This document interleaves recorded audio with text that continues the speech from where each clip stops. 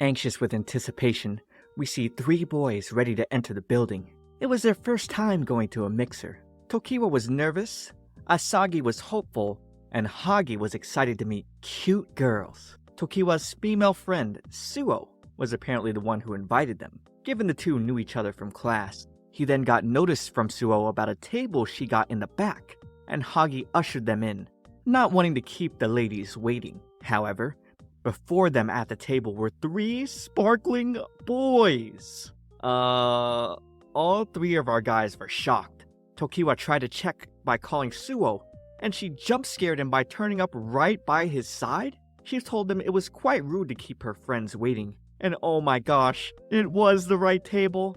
The boys were shocked that standing before them was in fact Suo, and she cleared up the confusion. She and her friends were slammed at their job, worried they'd be late if they changed their clothes. Where was it they worked?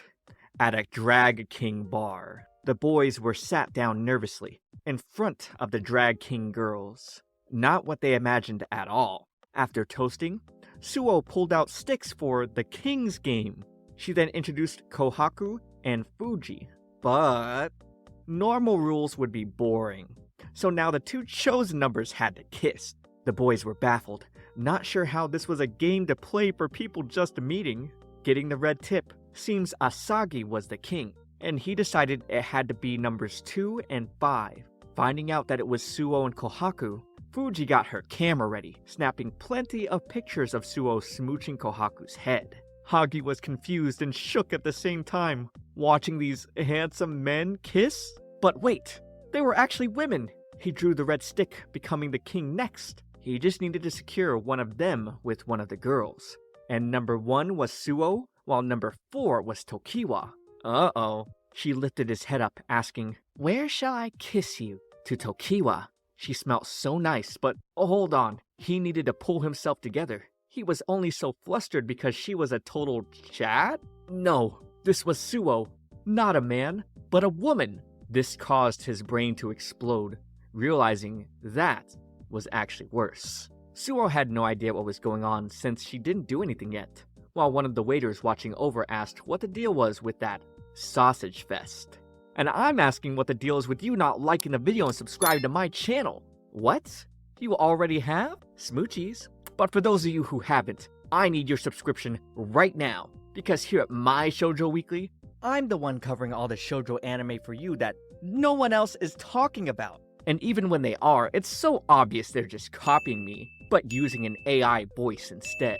On top of that, I live stream weekly, where you can join me for fun games and topics like nowhere else. So come on, drink the tea, subscribe to me. During mealtime, the 3 boys dipped out with an excuse to use the restroom. Reaching it, Fuji tried to follow them in, but Kohaku nabbed her and dragged her back. Suo was relieved Kohaku was here to keep things in check. However, seeing the guys still had their defenses up, she thought maybe now was a good time to give them a little gift. In the bathroom, Asagi asked Hagi which girl he was into, only for Hagi to get into a nervous sweat just thinking about the handsome girls. Then suddenly, Tokiwa got a text from Suo, with her apologizing for surprising the boys in drag outfits. And she sent them pictures of what they normally looked like. The boys were not ready for how cute these girls looked with the drag off. Hagi got so fired up, he headed back right away. But the 3 boys were met with disappointment seeing the 3 girls posing for pics, still in their drag outfits. Learning the boys had no curfew time, Suo suggested they have an after party. They went to a karaoke venue, and despite Asagi having a lot of fun, both Tokiwa and Hagi were still on guard. At the desk, with the 3 girls renting a room, the desk worker broke out flush red from how hot they were. Suo decided to hold a competition. Whoever had the most points was the winner, and the loser would be punished. But Hagi wasn't eager for this, thinking Suo was up to no good. Tokiwa was confident though, remarking his skills at singing to be good. His condition for winning was for the ladies to change back to their normal appearances. They began, and Tokiwa was right about his skills, scoring 98.92. He was confident in his victory, until Suo sang, shining a light like no other onto everyone's ears. Wow, this was the first time she'd gotten a perfect score. The waiter came in, Seeing the boys all punish the schoolgirl. Oh my. They dolled up Tokiwa. After the waiter left, Tokiwa screamed out in embarrassment. Apparently, this bar was famous for having costumes men could rent. Suo felt glad to experience this with all of them, telling Tokiwa he looked splendid. Hagi started cracking up over this. But for Fuji, something sparked. This was it for her. A dreamy prince and a pitiful guy spend hours together at a karaoke place? She could use this for her next story. She needed a picture for her background, looking at Kohaku even though she didn't want any more pictures. Kohaku decided to take a drink to cool down, but spit it out learning it was Hagi's. Despite looking like a handsome guy at the moment, it seems she was the type of girl who cared about indirect kisses. Seeing her get embarrassed, Hagi's heart started throbbing. After karaoke, Fuji wanted to check out the arcade. While inside, Asagi watched her instantly get a figure from a series he had been watching. He tried himself, but totally lost. On his last remaining attempt, he had Fuji help him and won with no problem. But just what kind of pose were they in? Hagi asked if Kohaku was gonna try, but after she declined, Hagi began to play with feelings of awkwardness from their indirect kiss from earlier. He wanted to smooth things over so they could have some fun. Oh wow, he was so wrapped up in his thoughts, he managed to score a cute accessory. No time to hesitate, he offered it to Kohaku. She seemed quite surprised, making Hagi drip in sweat, realizing he was offering a gift to this cross-dressing hot girl. He then uttered he didn't want it, so she took it.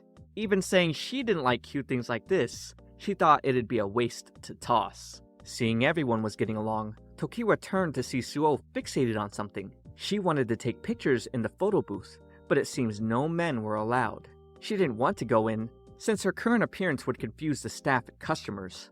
That's when Tokiwa suggested they all take regular photos together. Suo was fine with this, dragging him away, but this caught Tokiwa off guard. He thought she wanted a group photo, not a photo with just the two of them. Pulling Tokiwa close in for a photo, Fuji was getting her own shots, and the selfie turned out great. Oh great. The other guys were sleeping in from their party night, so Tokiwa had to take notes for them. Well, at least he could be relieved knowing Suo didn't show up either. Just kidding. She had to cover his mouth and shush him from causing a scene. She has work after class, so she didn't want the other classmates to realize who she was, and decided to disguise herself. Tokiwa immediately got to texting his boys, asking for help, getting no response. With class beginning, he forgot his handout, so Suo offered hers. She got a little too close though. So close in fact, Tokiwa couldn't concentrate at all. With Suo turning their work in, the two girls sitting behind them wanted a quick word with Tokiwa. They wondered how he knew the prince, the mysterious drop-dead gorgeous man who suddenly appeared on campus. No one knows his major or name. Everything about him was a mystery. People try to talk to him, but he disappears in the blink of an eye. He was known as the SSR Prince. So, the fanatical attitude of the girls must be why Suo disguised herself. Seeing Tokiwa getting pressed, Suo locked in, interrupting the conversation and dragging Tokiwa away. The boys made it to school finally, and became shocked seeing Suo holding Tokiwa's hand. After learning Suo was in fact the SSR Prince, Hagi fell over, remarking she was hotter than the rumors claimed. Oop, Suo got a notification that her next class was in 5 minutes, and on her phone was her selfie with Tokiwa? Why did she make it her background? Well, because it made her happy, of course. On another day, the boys are surprised to learn Fuji asked Asagi out to be her model. Suo then came out to Tokiwa from behind, and then there was Fuji. Cool, always speaking in an aloof demeanor. She took Asagi out for a one-on-one, where Hagi and Tokiwa secretly spied on them. They were worried because their boy was the type to get scammed when he's old. They had to keep an eye on him, but they couldn't quite hear what the two were talking about from this distance. Fuji had Asagi hold out his hand for photos. She used to use her own, but she felt hers were too feminine. She needed masculine hands to use for references, as her hobby was drawing manga, specifically love stories and battle manga. Asagi began to sparkle over the idea his hands would appear in a manga. He tried different poses that were more impressive, but her idea was to have his hands tied up for some reason, and she wanted him to act like it hurt. Trying to unbind himself, he asked Fuji for help. However, she instead put him in an interesting position, and then began forcing him down? This was exactly the pose she wanted a picture of. Title: Overthrow. However, Kohaku's arrival made the girls turn. Since Fuji hadn't come back to work yet, Suo sent Kohaku to pick her up, but now she wondered what the other two guys were doing here. Untying Asagi, Kohaku told him he could reject Fuji at any time if he didn't feel like intimate posing, but he had no problem accepting since she smelt so nice. With Fuji getting dragged away, Asagi stopped them, telling her if she needed a model, she could call him anytime. She wanted to offer him a reward for this, so he asked to be able to read her manga. She was fine with it, as long as he was okay reading R18. In the end, Asagi didn't get to read Fuji's manga. Hagi thought this whole thing was weird. Tokiwa and Asagi started flirting with the girls after the mixer, but why wasn't he getting any action? Based on the order, he and Kohaku should be next. He then asked Asagi why he wasn't getting any, to which the happy-go-lucky boy responded, "Maybe she hates you." Oh no, Hagi's face slammed into the floor. The last time he and Kohaku met, the two didn't even look at each other, let alone talk. Tears dripping down his face, he had to crack open a cold one while proclaiming he liked petite and cute girls more than cool girls anyways. However, the next day at the shopping district, the two crossed the paths. Hagi wondered what kind of curse he was under, only meeting her in her work attire. Apparently, a customer left something behind, so she brought it back here, and now she needed to head back. She politely bowed and tried to excuse herself, but was then hit with a sudden downpour. Hagi quickly pulled her under the covers, not wanting her to get wet. Waiting under, he tried to convince himself he didn't feel anything romantic at all. Although, taking shelter from the rain together should be the most romantic scene. Why was he next to a handsome guy? The ladies passing by were clearly only interested in Kohaku. He wished she was dressed as a girl right now, remembering how cute she looked in the photo. If they became friends, would she dress up for him? Seeing her drenched, he pointed out her soaking wetness, and oh my god, she had to cover up. Hagi then threw his cardigan at her, denying any potential excitement, using the excuse it wasn't good for a girl to catch a cold. Looking up at her, he was now blown away at how cute she looked in his cardigan. No, he had to stop himself from calling a handsome guy cute. He went back and forth in his mind, reminding himself his heart was fluttering because she was actually a girl, right?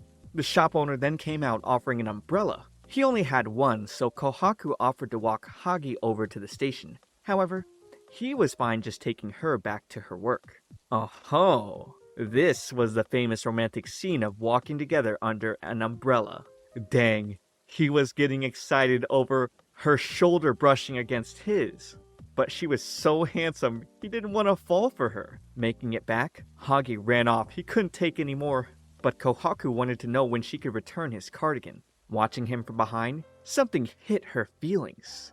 Thinking of their walk together made her blush. At the apartment, Hagi fell over due to his heart being out of control. He only now realized he left his cardigan behind. And of course, Kohaku's girls were curious about the boy's cardigan as well. We suddenly see Suo seductively whispering to Tokiwa. She wanted him to hold it properly and was gonna guide him well. How did things end up this way? Well, she invited him to her workplace one day. She was hoping he'd ask to come, but she learned he didn't seem to have that intention at all. Asagi wanted in, while Hagi decided to stay back. At the entrance, the boys remarked the whole shop was sparkly. Tokiwa wondered if they should really go in, not expecting Suo to jump scare him. She wondered where Hagi was, only to learn he was a little too flustered to tag along. Suo opened the door, welcoming the boys into Rose, the men's clothing-themed bar.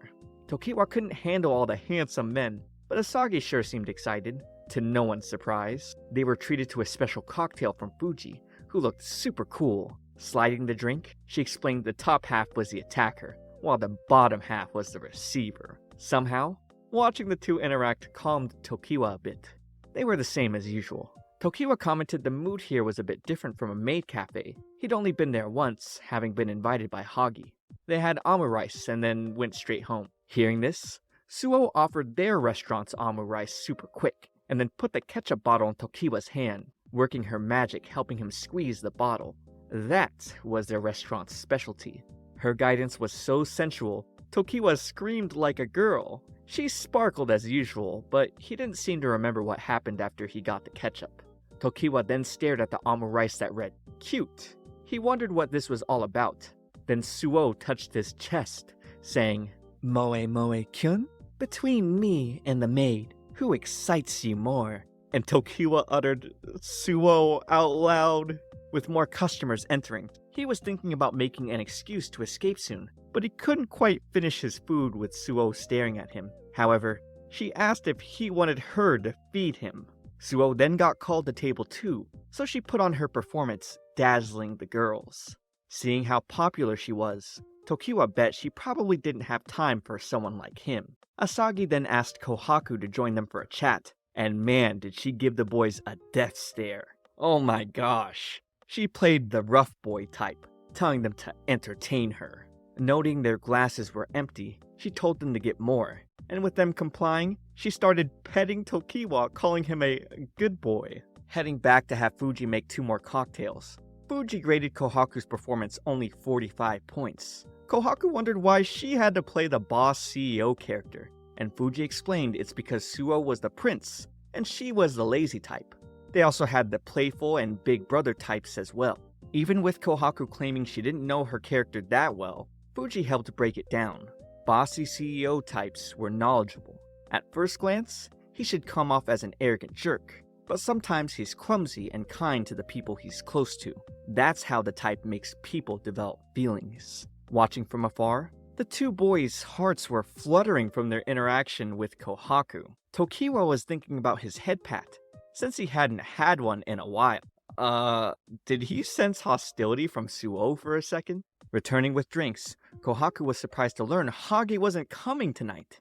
She got smacked for being too noisy, but now wondered when she could return the cardigan she borrowed. Then, Fuji appeared, angry in fact that Kohaku was not fulfilling her bossy CEO role. So, Kohaku pointed at the boys, telling them to let Hagi know she'll pay him back what she owes him. Getting 2 thumbs up from Fuji, now the guys were nervous, thinking about what Hagi had possibly done, but this was all just a misunderstanding. In the changing room after work ended, Kohaku remarked the bossy CEO role was too much for her, even though she was quite popular with the customers for it. The coworkers thought to offer her a different role then, but all they had remaining was Dirty Man, 8th Grader Syndrome, and Yandere. Kohaku would have preferred a more normal role. However, Fuji thought those were boring and threw them all away. Tossing the others aside, Kohaku asked about the 8th Grader Syndrome role. Described as a teen with grandiose delusion, Fuji played it quickly, shaking, saying her right eye hurt. Kohaku got seriously worried and couldn't see she was just joking. The other role was Love Struck, which Suo tried before, but it didn't seem to work out well. She told the customer, "Were you looking at someone else? You promised to only look at me. I'm so sad. Should I lock you up at home?" Oh my, all the girls wanted her to lock them up. Fuji then slammed all her manga involving bossy CEOs on the table. They all believed if Kohaku studied hard, she could get it down. But if she didn't, she could always play the perverted man. Taking a walk, Hagi suddenly got a message from Kohaku, asking if he wanted to hang out today. Hagi ran to immediately show the text he got from Kohaku to his boys. He feels a bit awkward now since he didn't go to the bar with them yesterday, but there's no way he could turn down an invite from a girl. However, all his boys could think about was Kohaku telling them, "Hagi's got some nerve making me owe him, and then avoiding me. I'm absolutely going to pay back the debt I owe." Asagi explains to Hagi that Kohaku's actually super pissed at him, and boy, Hagi got really scared. He remembered seeing her see-through shirt when it got soaked, and beat himself up for being inconsiderate. He had no idea what he should do now. Sneaking around for their hangout spot, he became scared seeing Kohaku's intimidating presence. He contemplated on how he should apologize for the other day, but felt he was going to slip up and say something tactless. Screaming as he got jump-scared with her behind him, he bowed towards her inside the cafe,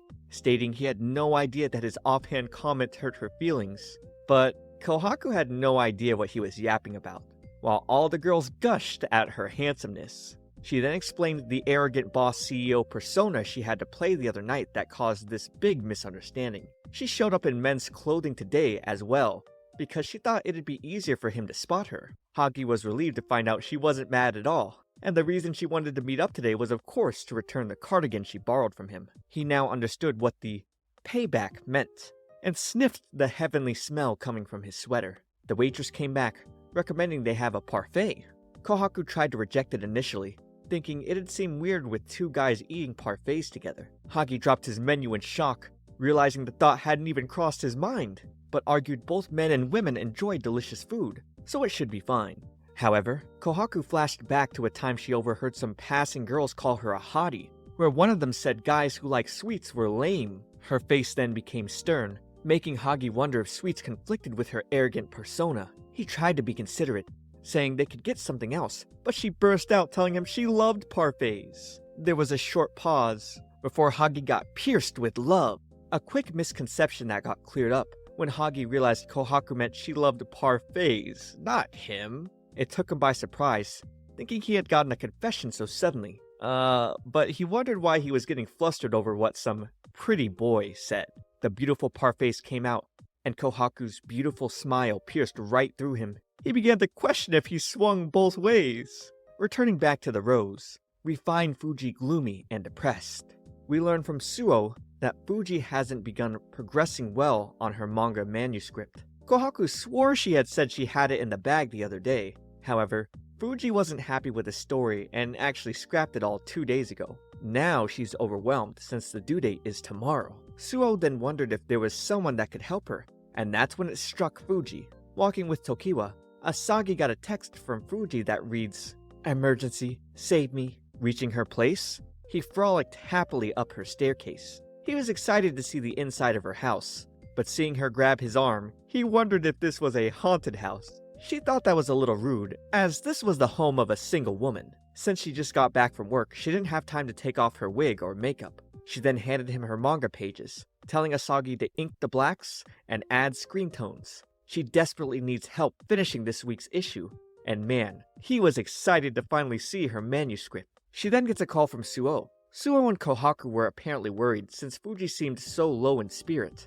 but when she explained Asagi was helping her, her friends got nervous, remembering the manga was R18. Whoops. Fuji just remembered there were spicy scenes in this chapter. Her friends began telling her if she didn't set him up with the expectation of them, she might traumatize him for life. So, she quickly smashed the manuscript in front of him, confusing Asagi as to what was going on. She then hid the spicy panels behind her back, and gave him specifically the safer work ones for him to ink in.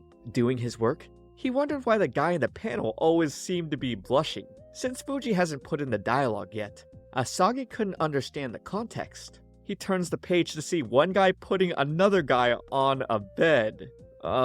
Is this BL manga? However, Asagi takes it as just a guy taking care of his sick friend. But then, he remembered this was supposed to be an action manga, so he decided to sneak up on Fuji to see if she was drawing the two guys fighting, only for him to get slapped by her. She apologized, telling him she didn't want to traumatize him, but he was excited thinking there'd be hand-to-hand combat. She was glad he didn't notice the real content.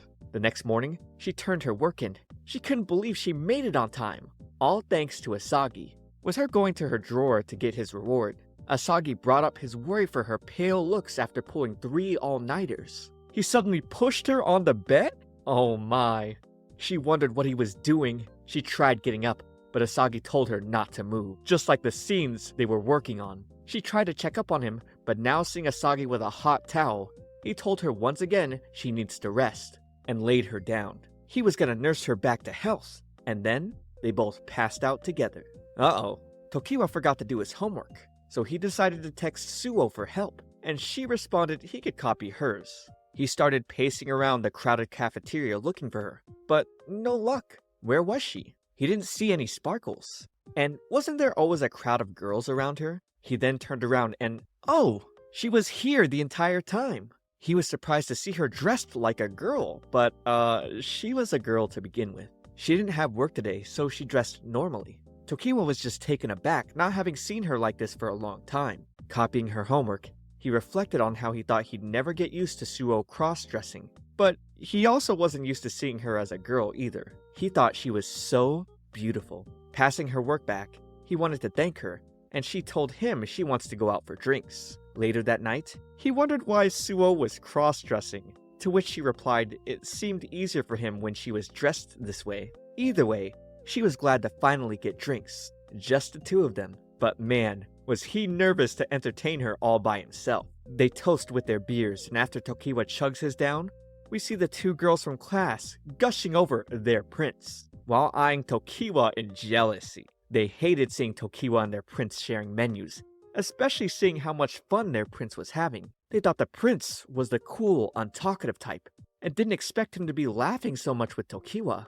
But now seeing Suo wipe the beer mustache off of Tokiwa's face, the two girls gulped, wondering if they were really just friends. They flashed back to the other day where Suo had told them they were just friends for now, only getting more nervous. It seems Tokiwa had a little too much to drink with how nervous he was. With him falling over, Suo pulled him on her lap, telling him he could rest there if he was sleepy. Right now, Suo was the prince, and she promised to wake him up with a prince's kiss. She then closed his eyes and he knocked out right away. Suo poked at him to see if he really knocked out. And oh my gosh, she went in for a kiss? Guess it didn't work like the fairy tales. And oh no, the female classmates now had the wrong idea about what was happening. We move to another day, where the boys are supposed to meet up with the girls. However, Asagi gets kidnapped from the car they're standing in front of. Later at school, Tokiwa and Hagi were shocked to find out Asagi had stayed at Fuji's place till morning. Learning all he did was put Fuji to bed, Hagi was glad he wasn't the only one questioning if he might be into men, something Tokiwa didn't quite understand. The three boys each shared their experiences with their respective girls, and with Suo arriving on the scene, she suggested the boys go out with her girls this weekend. Making their way to their meeting spot during the weekend, Hagi had other concerns on his mind. Would they finally be able to see the girls in dresses? With Tokiwa getting a call on his phone, he flashed back to Asagi getting kidnapped. And oh my gosh, they nabbed him again! With Fuji emotionlessly greeting them as per usual. Kohaku and Hagi were not pleased by her prank. Kohaku made Fuji apologize. And we learned Suo rented out a car so they could all go together, where she insisted Tokiwa ride shotgun with her. No room for refusal. Then inside, when she sat down, Tokiwa thought she was so cool. He felt he could never be like her. She then pulled over his seatbelt, letting him know he didn't fasten it properly. And man, Tokiwa's heart wasn't ready. She then offered him a drink, then asked if he wanted to listen to music, but not to force himself if he was sleepy. Tokiwa couldn't help but wonder if those words were usually meant for girls. Why was she saying it to him? And would he have to endure this until they reached their destination? Luckily, they made a detour by a rest stop. But before Tokiwa could calm his heart, Suo got close to him. Really close. She was just looking back to park in reverse. Afterwards, they made it to the zoo, where the ticket master immediately blushed, along with every girl in the vicinity over Suo and her girls. The group tried having fun, watching the animals eat, but somehow, the three rose princes ended up being the true main attraction. After learning Suo wanted to come to the zoo because of baby pandas, she started to get sad, thinking maybe the guys weren't having as much fun. But, with them reassuring her they were, she brightened right back up. Looking at the map, it seemed Suo and Fuji wanted to go to different exhibits, and immediately signaled intuitively to each other what they wanted to do. Suo took Tokiwa where she wanted to go, while Fuji took Asagi, leaving Kohaku and Hagi by themselves. Hagi was worried. If he fell for Kohaku in men's clothes again, did that mean he was bisexual? No. He needed to pull himself together. He couldn't give in. But when Kohaku took him to the rodent exhibit, he couldn't handle it. She was too cute. When the bunnies started chewing at him, Kohaku offered for him to touch the guinea pig she had. But right now, he didn't want to, out of fear he might crush it from his will wavering. He tried to justify this, saying cute animals being paired with a cute girl? Surely he wasn't gay. But seeing her say this guinea pig looked just like him, he stared like in a trance, uttering, "How cute." Oh my gosh, he didn't mean to say that. She just smiled, saying, "Yeah, guinea pigs are cute." And Hagi went along with it, saying that's exactly what he meant. In Kohaku's mind, though, she definitely was taken by surprise and thought there's no way Hagi possibly meant to call her cute. We then turned to Asagi screaming so loudly, Fuji had to cover his mouth. The cockroach exhibit was too scary for him. He'd rather see the butterflies. Fuji didn't even like cockroaches in particular. She just felt safe looking at them through the glass. She loved the feeling of superiority she received from it. Asagi got so freaked out, he hugged onto Fuji from behind. He kept telling himself, I can't see them, I can't see them, giving Fuji a feeling of guilt like scaring a puppy. She decided to drag him outside. However, getting distracted by a spider first, Asagi lifted his head and screamed even louder. So loud, Tokiwa thought he heard it, but reassured himself it was probably his imagination. He turned his back, getting called by Suo, who was far too dazzling and bright. So many girls were surrounding them, Tokiwa suggested she control her sparkling vibe, hoping they would get less attention. Seeing the big imposing tiger, Suo remarked wanting to be as majestic. Tokiwa began to think about her admiration for tigers, whether standing next to them or wearing them. He thought she'd look good. She told him it was time to meet back with the others, grabbing onto his arm. And that's when a little girl began to stare, glimmering over the prince. She was stunned with Suo coming down to her, but then started to cry, explaining she was separated from her father. Suo praised the little girl for giving her best for looking for him, and told the girl she'd take her to a place where they could find her father. At the Lost Child Center, Tokiwa explained the situation to his friends over the phone, while the little girl slept on Suo's lap.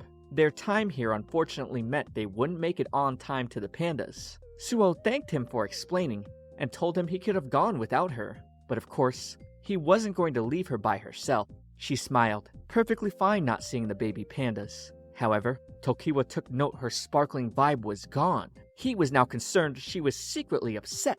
Seeing some staff members come by, he decided to make an excuse to leave for a moment. Talking with the staff, he got the okay and came back wearing a panda mask. But Suo didn't quite understand. Panting, trying to recover after running back and forth, Tokiwa also presented 2 keychain gifts for her, a panda and tiger. She stared and told him she really liked this side of him. She was so happy. The girl then woke up, looking at them, asking if they were dating, but then got freaked out seeing the panda head.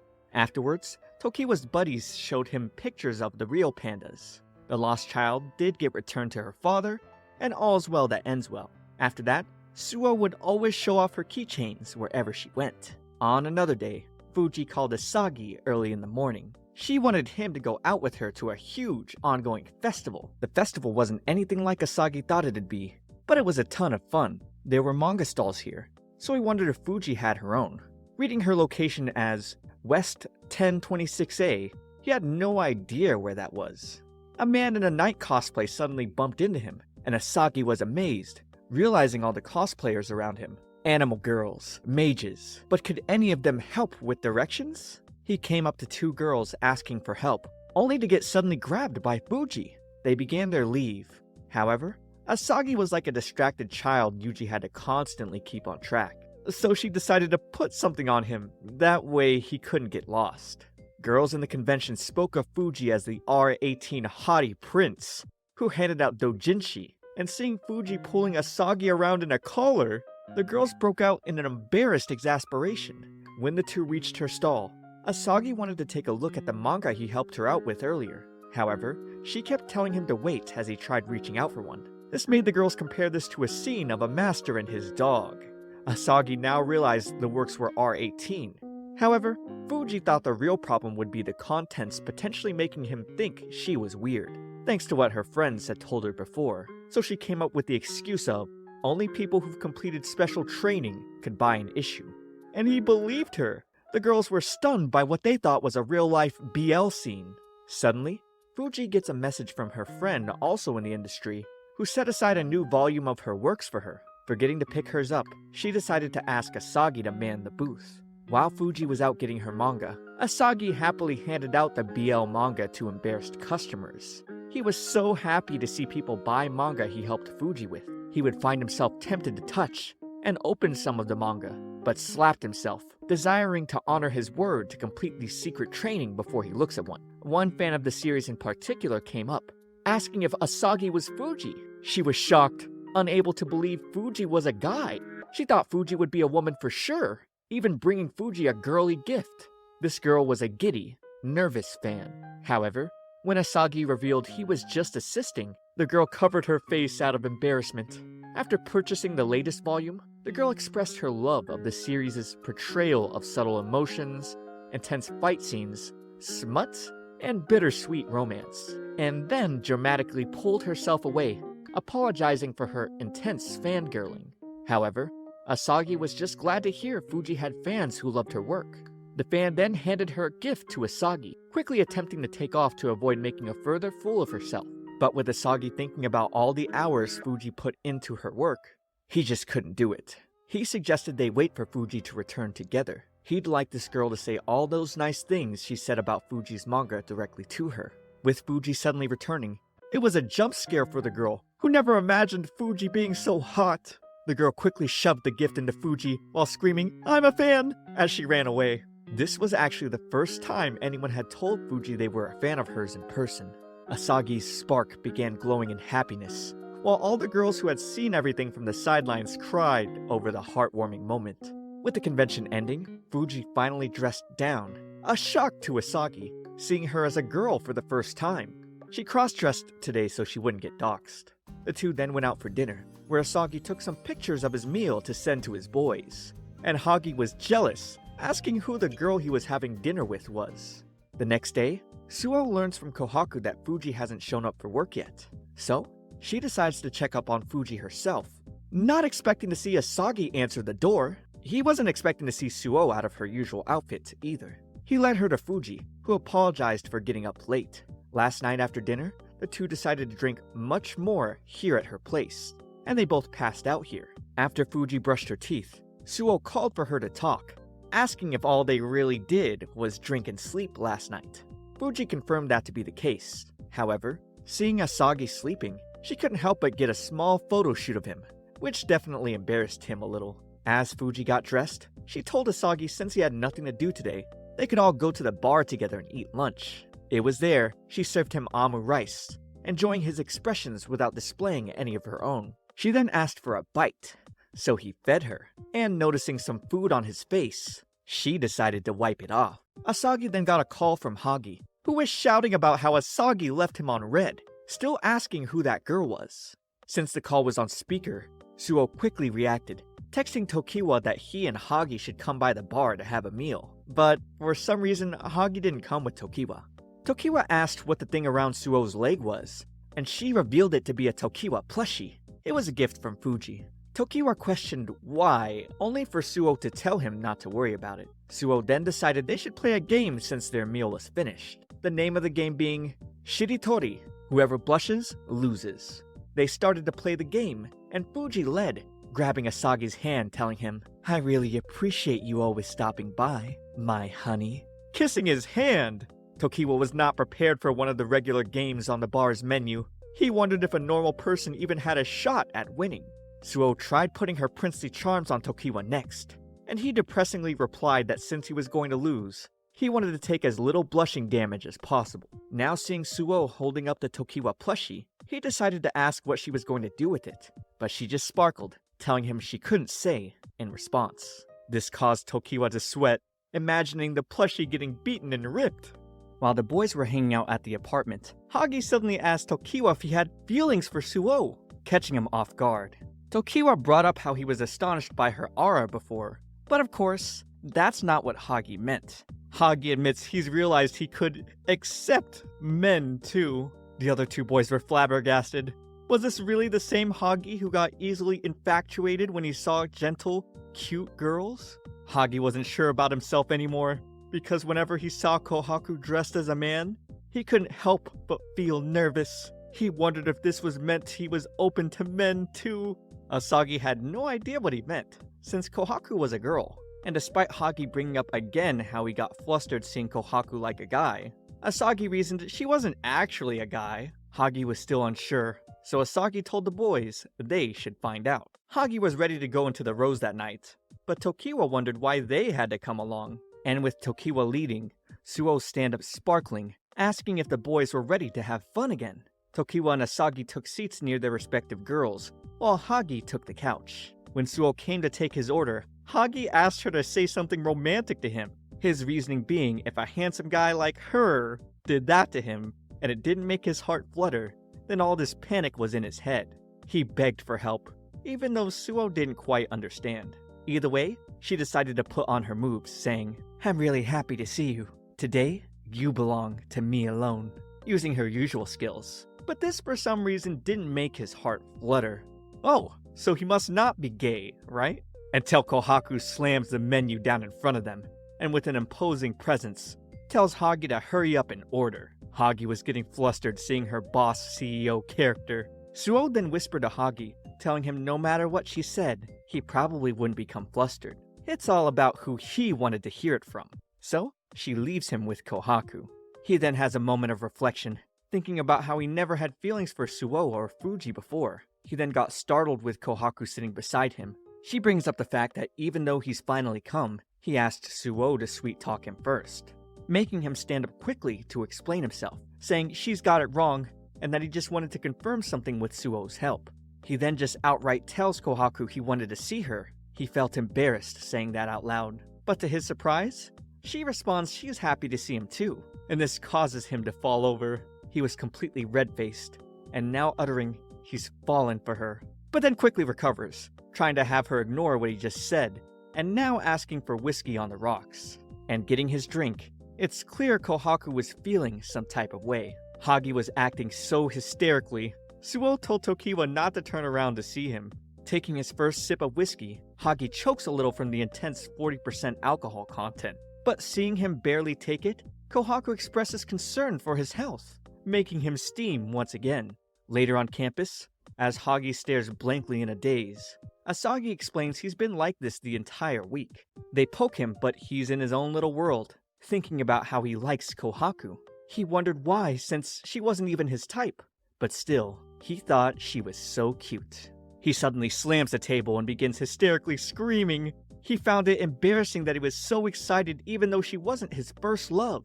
He wanted to see her so badly, but she rarely asked to see him one-on-one. He wondered if he just wasn't close enough to her yet. Would she feel disgusted if he suddenly tried to contact her? He had no idea what to do, and believed his friends were unreliable during his distress, since they were not love experts. But luckily, Asagi knew someone who was. Fuji, in all her sparkling glory. Hagi got sad, thinking Asagi was just trying to show off how close he was with her. But Asagi explains Fuji's endeavors of writing battle manga about love. She claimed she totally wasn't here to get more material for her manga, but either way, she was both a reader and creator, establishing herself as a love expert.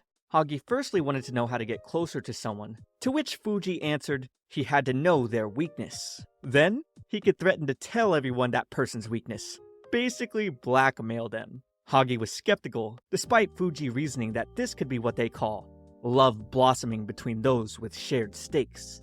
With Hagi asking for a more normal approach, Fuji suggests he take the person of interest out for drinks. All he would need to do is get blackout drunk, and in the morning, he could wake up wondering how he ended up in that person's bed. My dear viewer, please do not try any of these. With her next answer being he needs to pin down his interest by force, Hagi's had enough and leaves the restaurant. He decides to crouch down in the street, depressed, thinking about what to do, when suddenly Kohaku comes to his side, expressing her worry for him.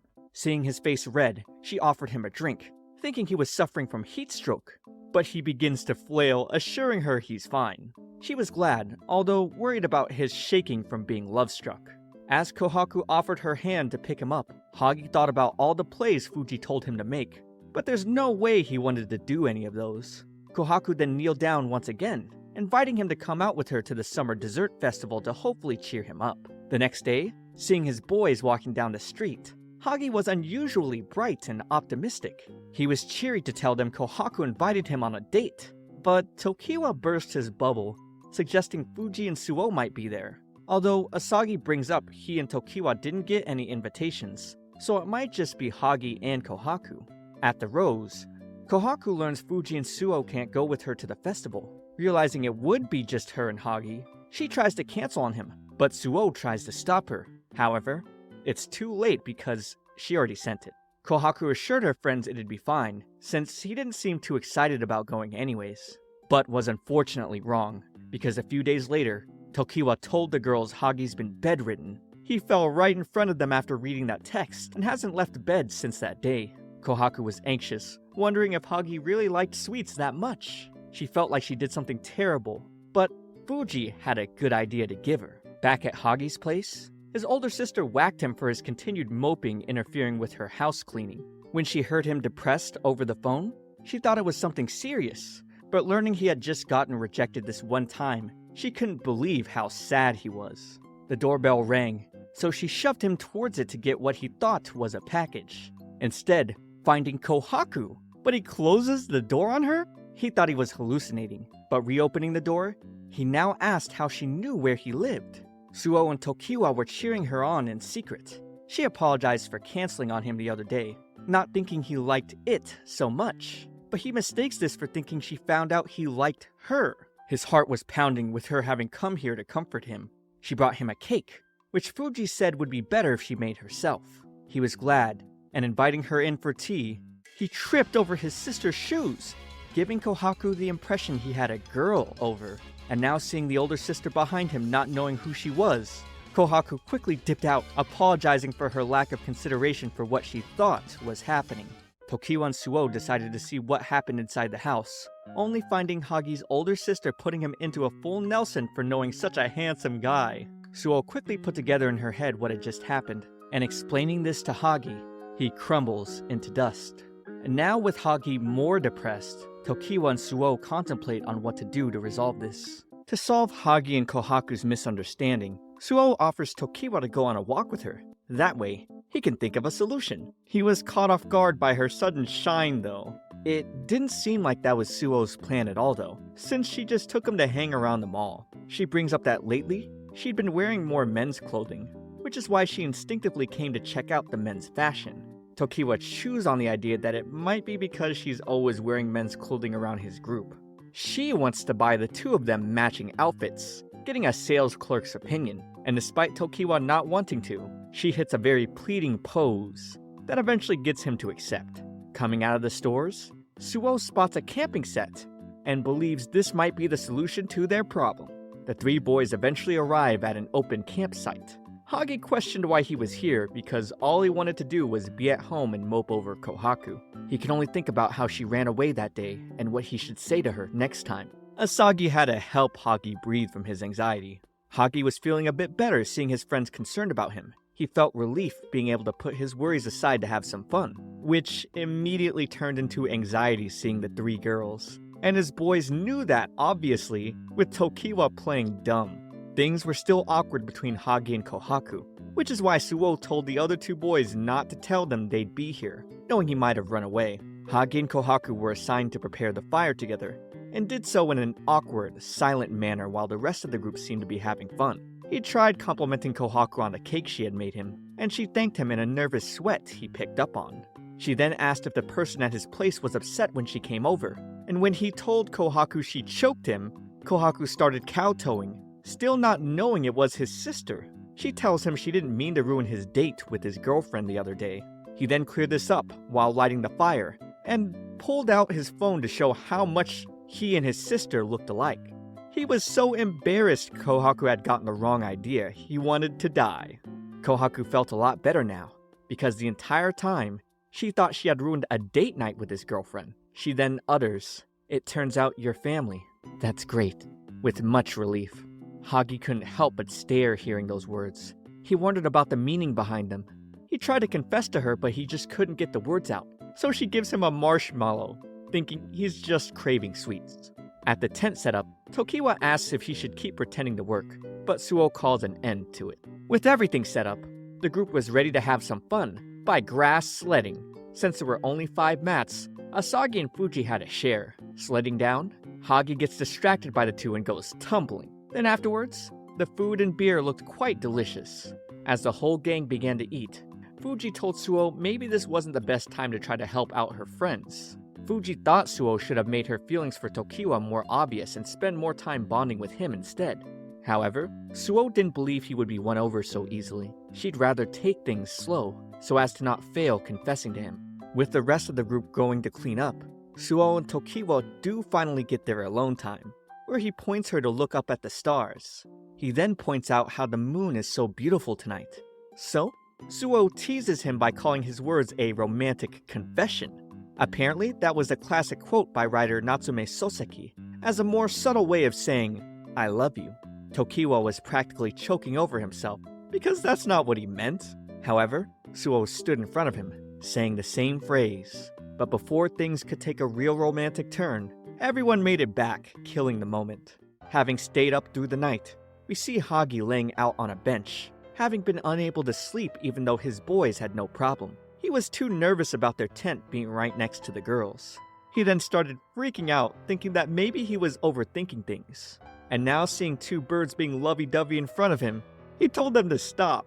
But this caused him to remember how Kohaku seemed to like cute things. So he wanted to snap a photo of the doves together for her.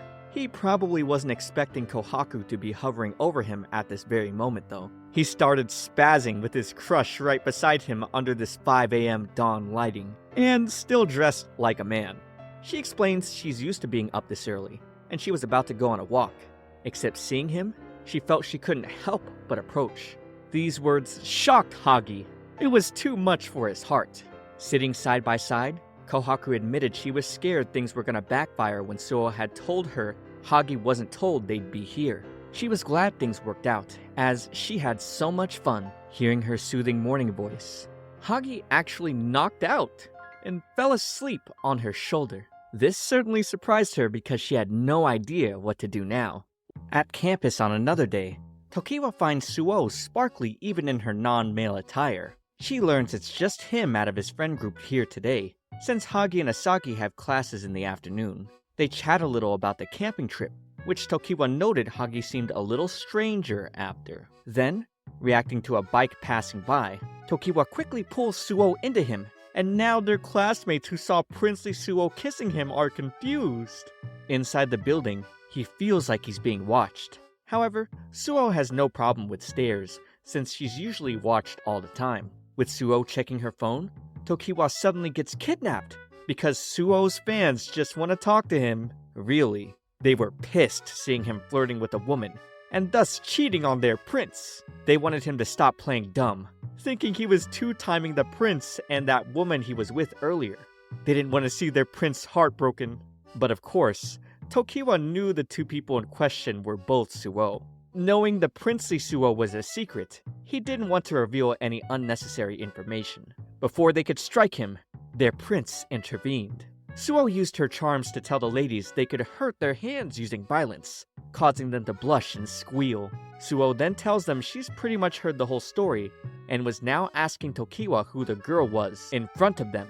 She didn't know they were referring to her, so when Tokiwa explains she's the only one he hangs with, she brushes everything off in a sparkling relief, expressing worry about what she'd do if there was someone else. She then makes the excuse that the woman is her little sister, and now the two girls think there's some crazy love triangle going on.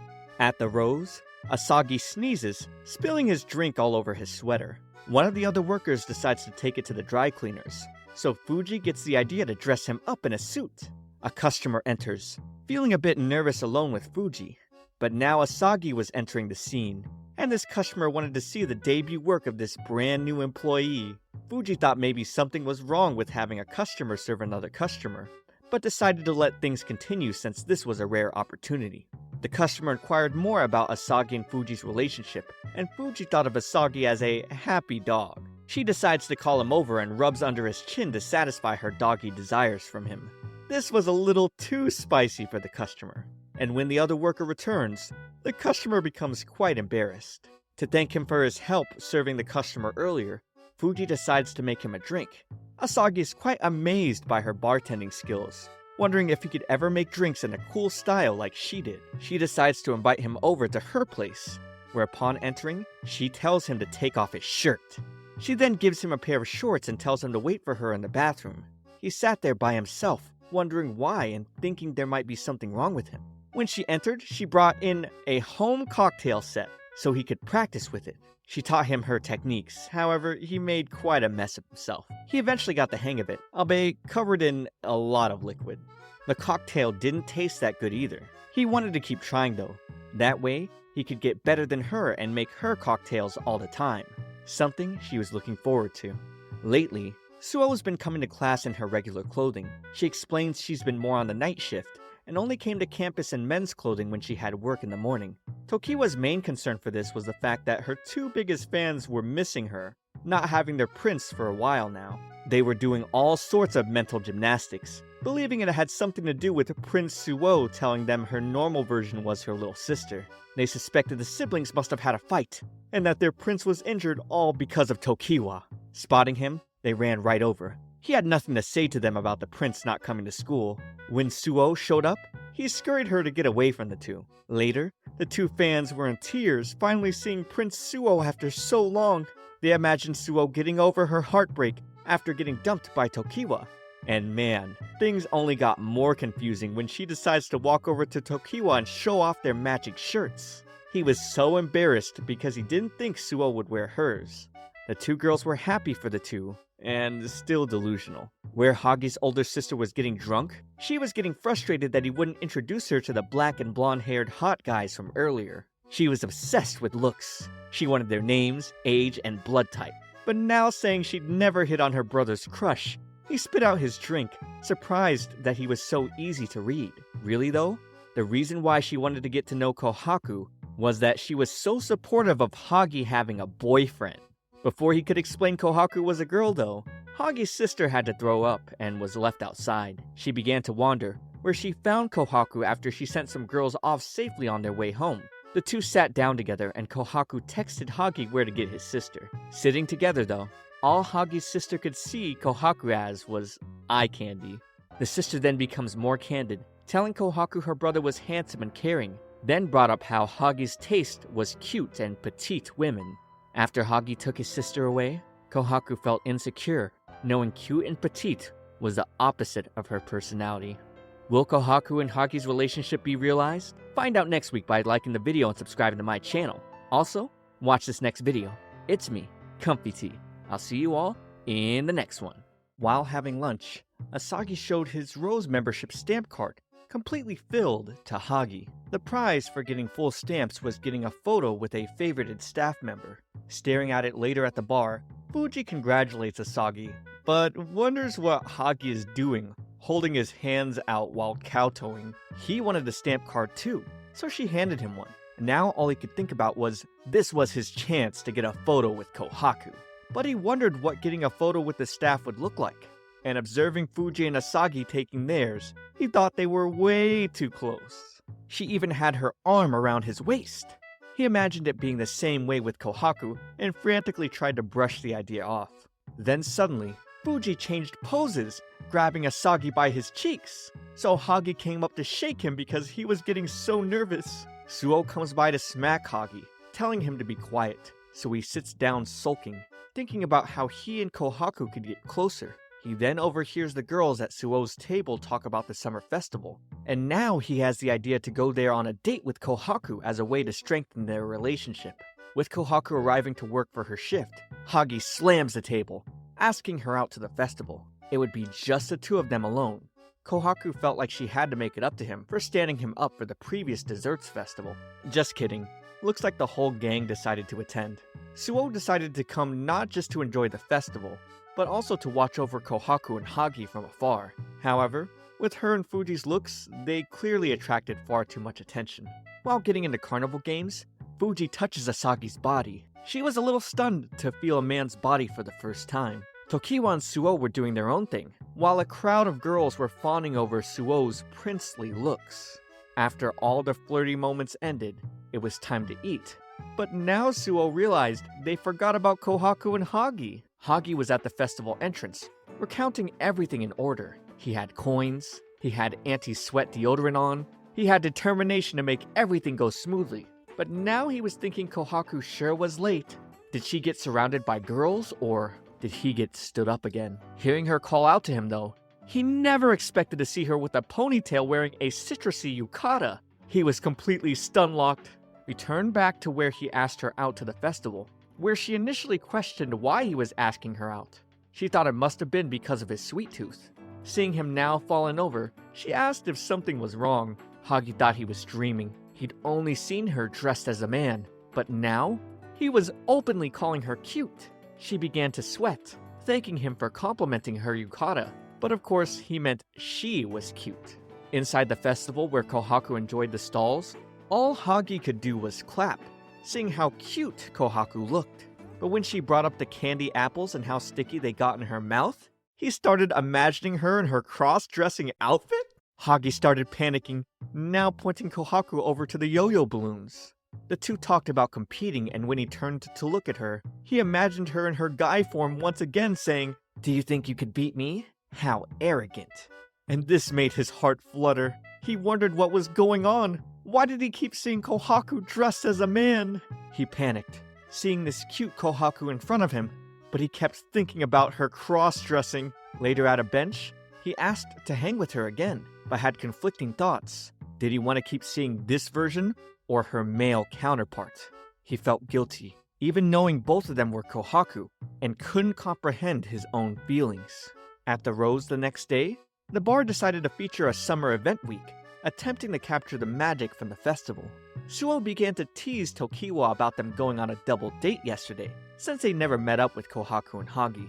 Tokiwa began to stare at the female customers who were entering wearing yukatas to follow the bar's theme. Suo did not like this, so she covered his eyes, saying, "You already have me, yet you're still looking at others?" She wanted him to burn the image of her in a yukata into his mind, pulling her face close to his. With her stepping away to serve customers, Tokiwa's heart was racing. He was impressed by how serious she took her job, still not knowing she actually liked him. One night at the bar, Kohaku was nervous, feeling Asagi staring at her. Turns out, he really wanted her to teach him how to be cool. She wondered where this was coming from, so he explained that Fuji told him he wasn't very cool. Now he wants to become cool, just so someone could tell him he is one time. He thought maybe by copying Kohaku's arrogant persona, he might be able to achieve this. To help, Kohaku gave him a list of phrases she used for work, although she wasn't sure how useful they'd be in his daily life. Fuji then entered. Seeing Asagi's empty glass, she offered him another one. He was quick to respond with a new line, telling her, "You already know what I want, don't you?" It didn't quite seem to have an effect on her at all, though. Later that night, Fuji had Asagi come with her to a karaoke bar to have him model for more of her manga work.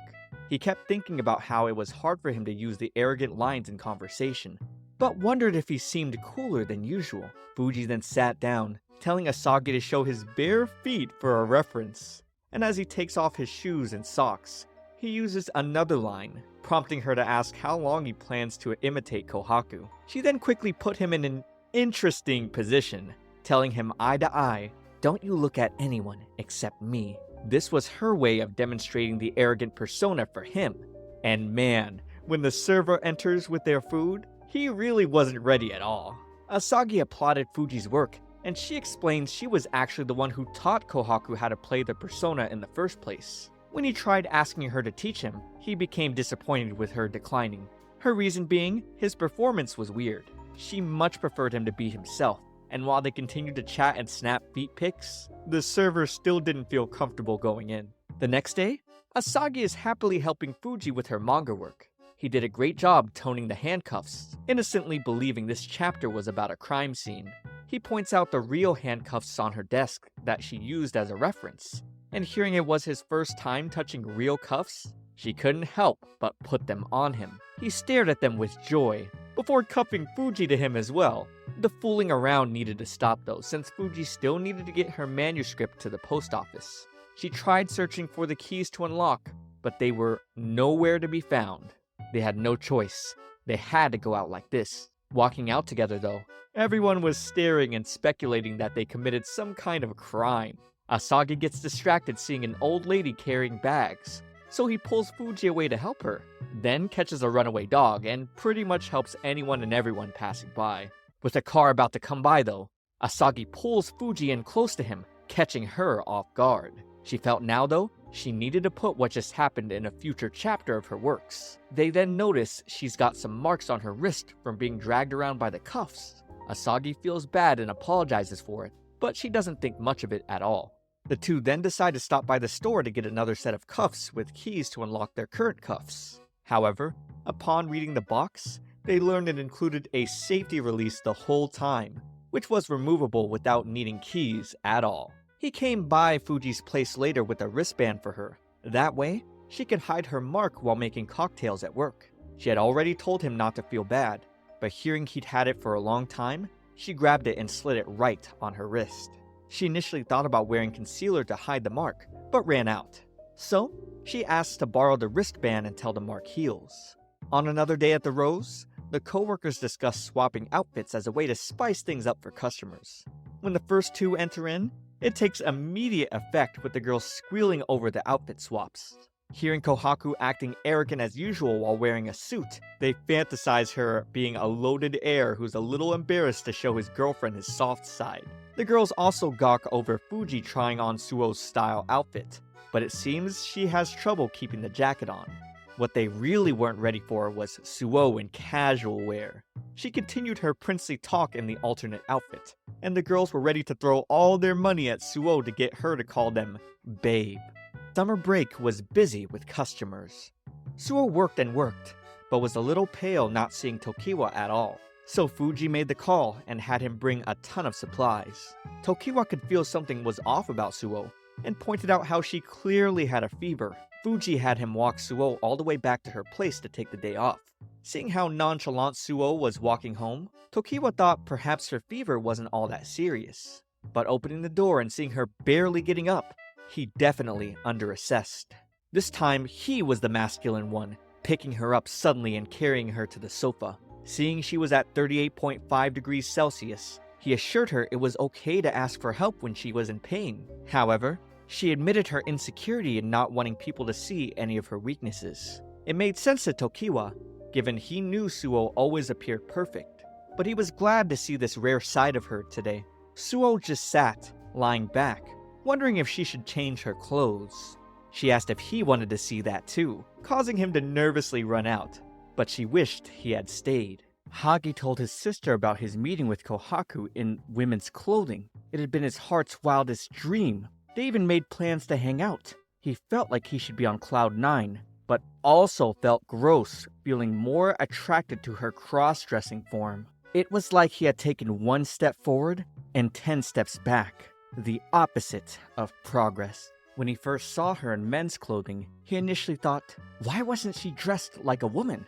But now wondered why her male version kept popping in his head.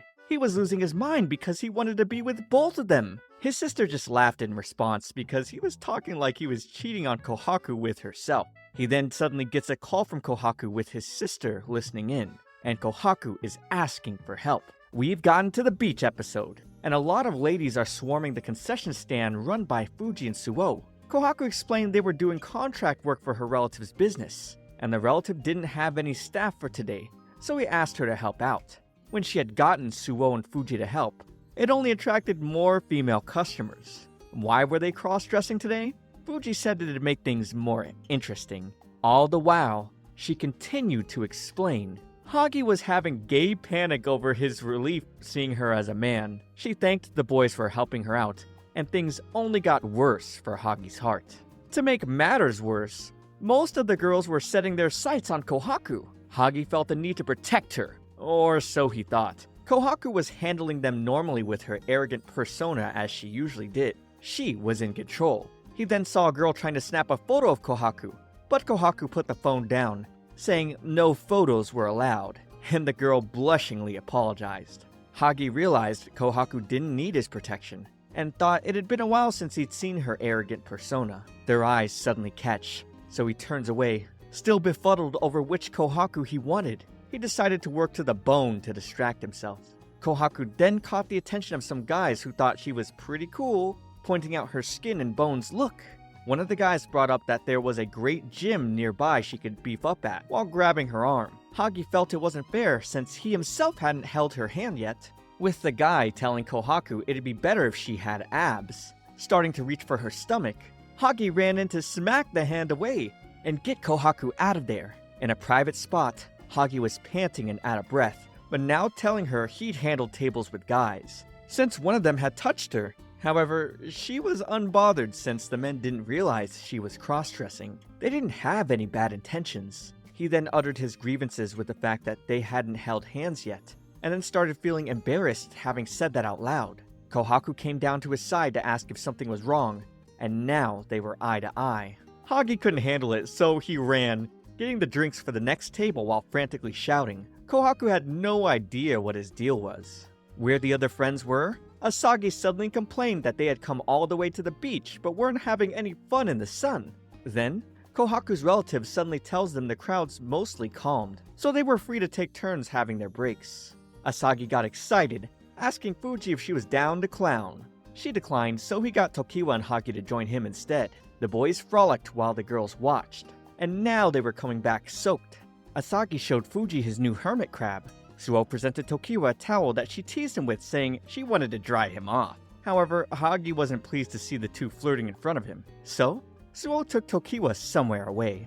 Suo's handsome glimmer shined for all the female beachgoers. Tokiwa noticed the back of her neck was a bit sunburnt, and seeing a lot of girls getting sunscreen applied on their backs, Suo decided to get Tokiwa to do the same for herself. But the idea of touching her bare skin gave Tokiwa a bad imagination of Suo's fans desiring to kill him for it. Somehow, he ended up being the one getting sunscreen applied to his body though.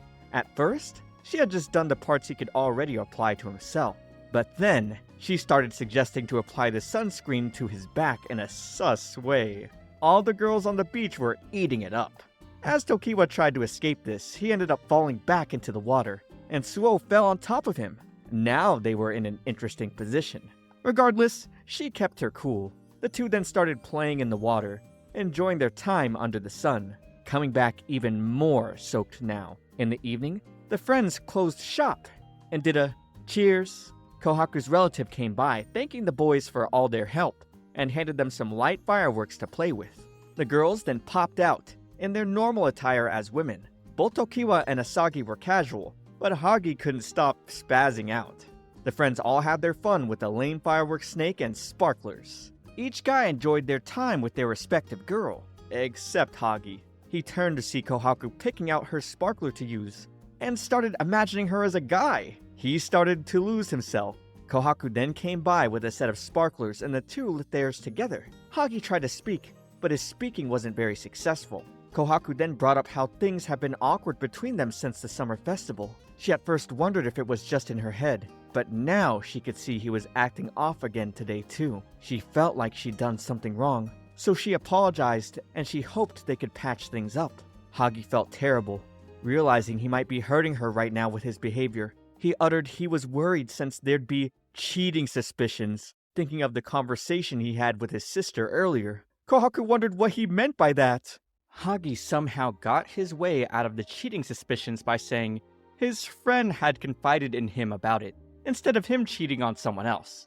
Kohaku then apologized for getting ahead of herself, making him gush over her cuteness and feel guilty about lying. She then asks how she can help, so Hagi makes this ridiculous story up about how his friend likes this girl who cross-dresses a lot. Hearing the situation, Kohaku wondered how that could be misconstrued as cheating, since the cross-dressing girl was the same person. She then brought up the time they had parfaits together, where she was wearing men's clothing. She was initially embarrassed at the time, since she thought people were going to comment on two guys sharing parfaits together.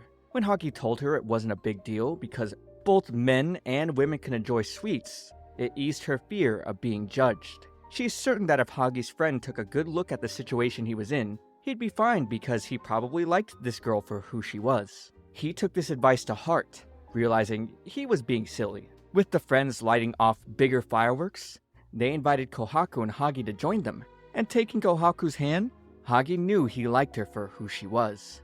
But now realizing their hands were touching for the first time, he panicked and ran off on his own. Kohaku then thought more about the situation he'd been describing of the cross-dressing girl, and began contemplating if he was referring to her. Fuji calling towards her gave her little time to think about it though. Later that night, the boys were having a lot of fun at the inn Kohaku's relative booked for them.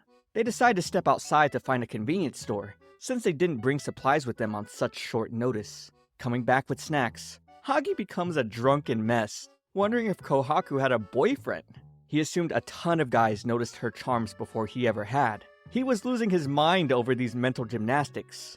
But with his friends reminding him she went to a mixer, he became happy thinking there's no way she'd go to a mixer and have a boyfriend. The next morning, Tokiwa was the first to wake up, unable to wake up his boys who were totally knocked out from their late night of drinking.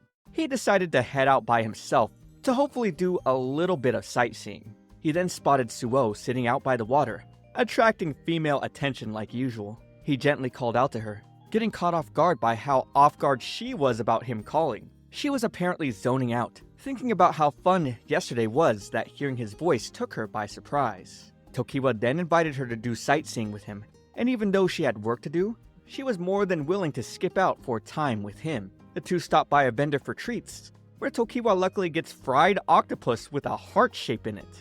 Some girls start surrounding him because they want to snap a picture, but Suo intervenes, leaving them blushing.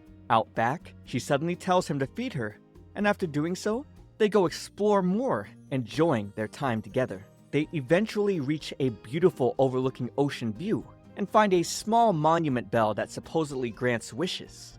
Tokiwa doesn't have a wish, so Suo tells him to grab the bell rope with her, in hopes that he can help her grant her wish. After ringing the bell, he asks her what her wish was, which she ignores to tell him she's gotta head back for work. But he'd look forward to her wish in the future. Later at the Rose, watching Suo woo the women like she normally did, the boys recounted their memories from their first mixer together. Each girl then came by, chatting with their respective boy about the things they normally did. Suo posed the idea of having another mixer with Tokiwa, but he declined, saying he had enough. The friends then pulled sticks for a round of the King's Game, continuing their days as they normally did. Okay, what a fun and cute anime. Subscribe for more content. Also, watch this next video. It's me, ComfyTea. I'll see you all in the next one.